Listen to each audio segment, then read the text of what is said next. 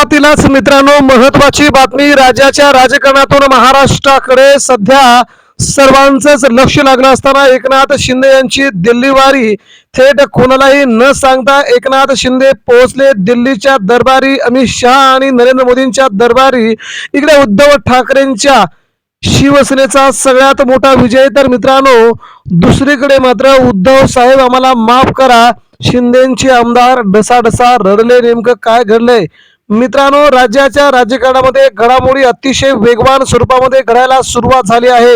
महाराष्ट्राचं राजकारण वेगळ्या पद्धतीने कशा प्रकारे पुढे जाते हे बघण्यासाठी मित्रांनो आपण आता नेमका काय घडले जाणून घेऊया। महाराष्ट्राच्या राजकारणातील सगळ्यात मोठी राजकीय घडामोड ज्या घडामोडीने महाराष्ट्रामध्ये अतिशय मोठ्या प्रमाणात शिंदेगडात उडाली आहे खळबळ।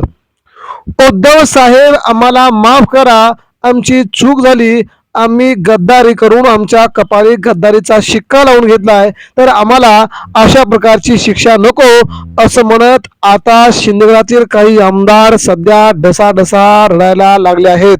मित्रांनो ही बातमी महाराष्ट्राच्या राजकारणामध्ये नवीन नव्हती, ही होणारच होतं। ज्यांनी ज्यांनी आतापर्यंत ठाकरेंना सोडले, ठाकरेंच्या शिवसेनेशी गद्दारी केली आहे, ठाकरे परिवाराला सोडून दुसरीकडे गेलेत, अशा नेत्यांच्या कपाळी अशा नेत्यांच्या नशिबी पुन्हा मोठं अपयश आल्याची उदाहरणं आपण गणेश नाईक, त्यानंतर नारायण राणे, त्यानंतर राज ठाकरे अशा बड्या नेत्यांना बघितलंय। त्या नेत्यांच्या कपाळी पुन्हा अपयश आलंय आणि आता देखील तशाच प्रकारची बातमी घडताना दिसते, ती म्हणजे मुंबईमध्ये आणि पश्चिम महाराष्ट्रामध्ये आणि कोकणातील काही आमदार। मित्रांनो नावासह यादी आता आपण जाणून घेऊया। देशाचं राजकारण आपण जर पाहायला गेलो तर उद्धव ठाकरे यांच्या शिवसेनेसारखं कोणीही नेतृत्व आपल्या नेत्यांना जवळ करत नाही। त्यामध्ये जर आपण पाहिलं तर मित्रांनो एकनाथ शिंदेच्या शिवसेनेसोबत 40 आमदारांनी गद्दारी केली, 13 खासदारांनी गद्दारी केली, अनेक नेत्यांनी अनेक उपनेत्यांनी गद्दारी करून आपल्या कपाळी गद्दारीचा शिक्का लावून घेतला आणि आजही महाराष्ट्र विचारतोय गद्दारांनो तुम्हाला क्षमा नाही।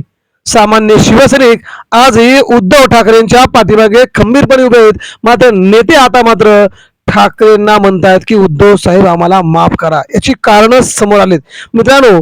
काही नेत्यांच्या म्हणजेच आपण जर पाहिलं तर शिंदेगडातील बड्या नेत्यांना आता घरचा रस्ता दिसलाय, तो म्हणजे पहिले नाव येते अब्दुल सत्तार। अब्दुल सत्तार यांची चौकशी सीबीआय चौकशी असेल, CID असेल किंवा इन्कम टॅक्स, अब्दुल सत्तार यांनी गेल्या 5 वर्षामध्ये जेवढं कमावलंय त्यांच्या पाठीमागे आता ED CBI लावण्याचा कार्यक्रम भाजपने करून ठेवला आहे। त्यामुळे अब्दुल सत्तारांच्या हातातून सिल्लोडची नगरपंचायत गेली, पंचायत समिती गेली, जिल्हा परिषद सगळंच त्यांच्या हातातून गेल्यामुळे शिंदेच्या शिवसेनेला पहिला मोठा झटका तिथे बसलेला होता।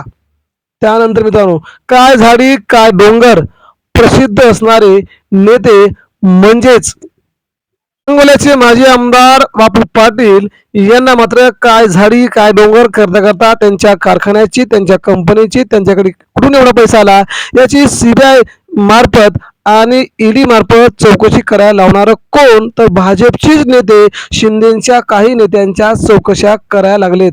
यामुळे नेमकं गृहमंत्रीपद कोणाकडे आहे, मुख्यमंत्रीपद कोणाकडे आहे? शिंदेच्या बड्या आमदारांना अडकवायचं आणि पुन्हा शिंदेगड आपल्या ताब्यात घ्यायचा, अशी अवस्था सध्या शिंदेगडात झाली असून त्यांच्यामध्ये काही आमदार आता उद्धव ठाकरेंच्या पाया पडायला लागलेत। उद्धव साहेब आम्हाला माफ करा, आमची खूप मोठी चूक झाली, रडण्याची अवस्था त्या आमदारांवरती आले। आमदार नाही, खासदार नाही, आता कोणतंही पद नाही, परंतु एकनाथ शिंदेच्या शिवसेनेत राहणं आता अवघड बनलंय, कारण की आमच्या चौकशा आमच्या सत्तेधीर काही लोकांनी लावलेत। या चौकशा उद्धव साहेब असताना अशा कधीही लागले नाहीत असं त्या नेत्यांना वाटतंय। त्यामुळे उद्धव साहेब या भाजपपेक्षा या एकनाथ शिंदेपेक्षा खूप चांगले होते असं म्हणण्याची वेळ तर काही आमदारावरती आले का असा प्रश्न आता पडू लागलाय। मात्र मित्रांनो उद्धव ठाकरे हे ठाकरे होते, ठाकरे हे ठाकरेच असतात, त्यामुळे उद्धव ठाकरेंसारखं बनणारे नेते पुढे राहत नाहीत। ठाकरेंची शिवसेना ती ठाकरेंचीच होती, ठाकरेंचा पक्ष हा ठाकरेंचाच होता, त्यामुळे आगामी काळामध्ये ठाकरेंच्या पाया पडावं लागणार हे मात्र नक्की।